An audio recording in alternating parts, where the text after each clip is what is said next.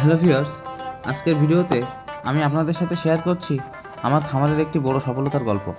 আর সেটি হচ্ছে জার্মান ঘাস চাষ।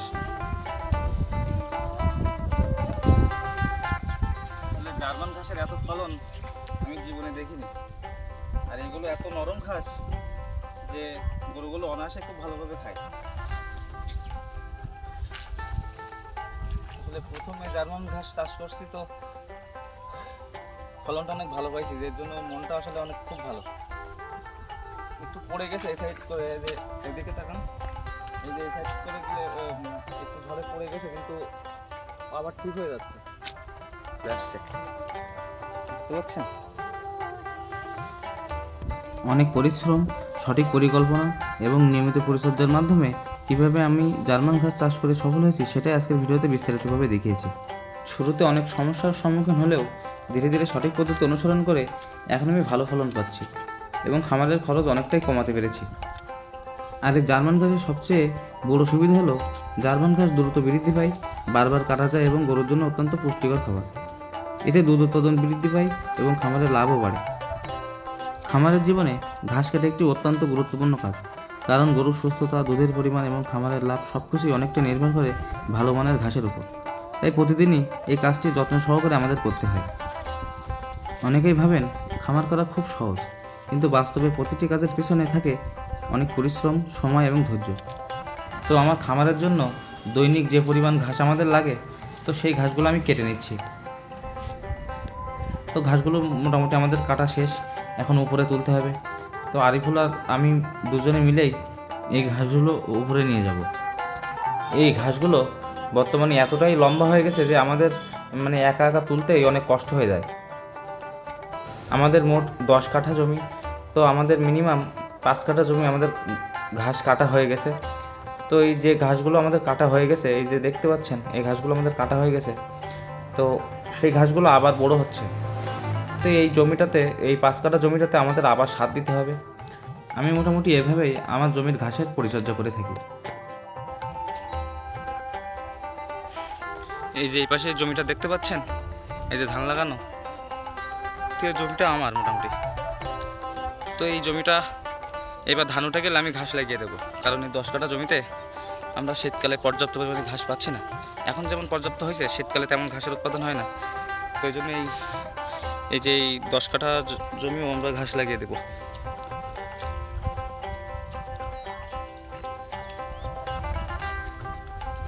এই যে আমাদের ক্যামেরাম্যান।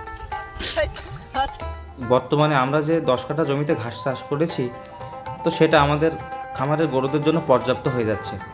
কিন্তু শীতকালে ঘাসের উৎপাদন অনেক কম থাকায় এই ঘাসে আমাদের হয় না, তখন আমাদের ঘাসগুলো কিনে খাওয়াতে হয়। যেহেতু আমার 1 বিঘা এখানে জমি ছিল, তো আমি 10 কাঠাতে ঘাস লাগিয়েছি, আর 10 কাঠা লোকের কাছে ইজারা দেওয়া আছে। তো গরুর জন্য শীতকালে পর্যাপ্ত ঘাসের যোগান পেতে আমি এই 10 কাঠা জমিও ঘাস লাগিয়ে দেবো আর কি। আর ভবিষ্যতে যখন আমাদের গরুর সংখ্যা বাড়বে, তখন এই 10 কাঠা জমির ঘাস আমাদের অনেক উপকারে আসবে।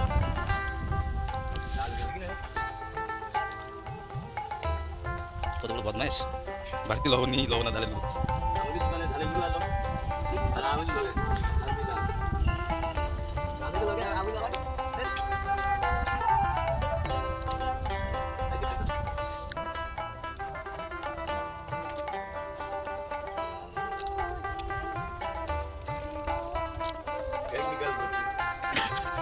ছড়াই।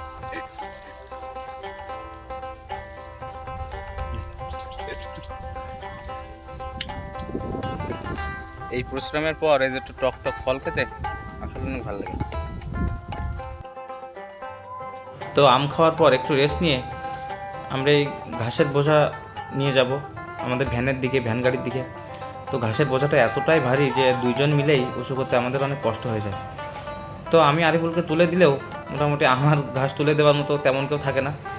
আজকে আকাশ আসছিল বলেই সে ভিডিওটা করতে পারছে, কিন্তু আমরা এই সচরাচর এই ভিডিওগুলো দেখাতে পারি না, কারণ এত বড় ঘাসের বোঝা নিয়ে ভিডিও করা প্রায় অসম্ভব হয়ে যায় আমাদের কাছে।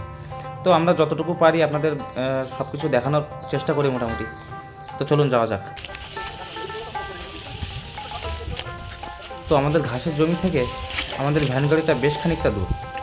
মাঠে এখন সব জায়গাতে ধান লাগানো হয়ে গেছে, তো এই জন্য আমরা এত বড় বোঝা নিয়ে জমির আল দিয়ে আমরা যেতে খুবই কষ্ট হয়।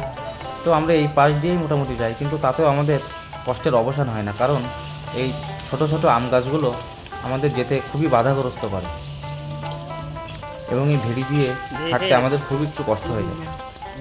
কিন্তু খামারের কাজ তো থেমে থাকে না, আমাদের এই কষ্ট হলেও প্রতিদিনই আমাদের এই কাজগুলো করতেই হয়।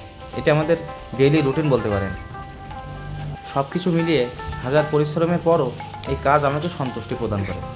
সকালের এই সুন্দর আবহাওয়ায় সবাই মিলে একসাথে কাজ করার একটা অন্যরকম অনুভূতি আমরা পাই, কারণ আমরা সমস্ত কাজ শেষে সবাই মিলে অনেক মজা করি এবং সেটা আমাদের সমস্ত কষ্টকে ভুলিয়ে দেয়। তো আমাদের ঘাস কাটা শেষ, এবার আমাদের ভ্যানে ঘাসগুলো রাখা হয়ে গেল। তো আজকে ঘাস কাটতে আসছিলাম, আমিও আসছিলাম, আবার আকাশও আসছিল, মানে ও ওর গরুর জন্য ঘাস নিতে আসছিল। তো আমাদের ঘাসগুলো মোটামুটি বাঁধা শেষ হয়ে গেল। তো আমাদের এখন বাড়ি যাওয়ার পালা, আর আমাদের দ্রুত বাড়ি যেতে হবে, কারণ আপনারা জানেন যে আমাদের ডেলি রুটিন মাঠ থেকে ঘাস কেটে নিয়ে এসে সেগুলো আবার গরুর জন্য কেটে গরুকে মানে খেতে দিতে হয়। তো এই জন্য আমরা বাড়ির উদ্দেশ্যে রওনা হলাম। তো এই সমস্ত দৈনন্দিন খামারের ভিডিও পেতে সবাই আমার চ্যানেলটিকে সাবস্ক্রাইব করে রাখবেন এবং ফলো দিয়ে পাশে থাকবেন। ধন্যবাদ।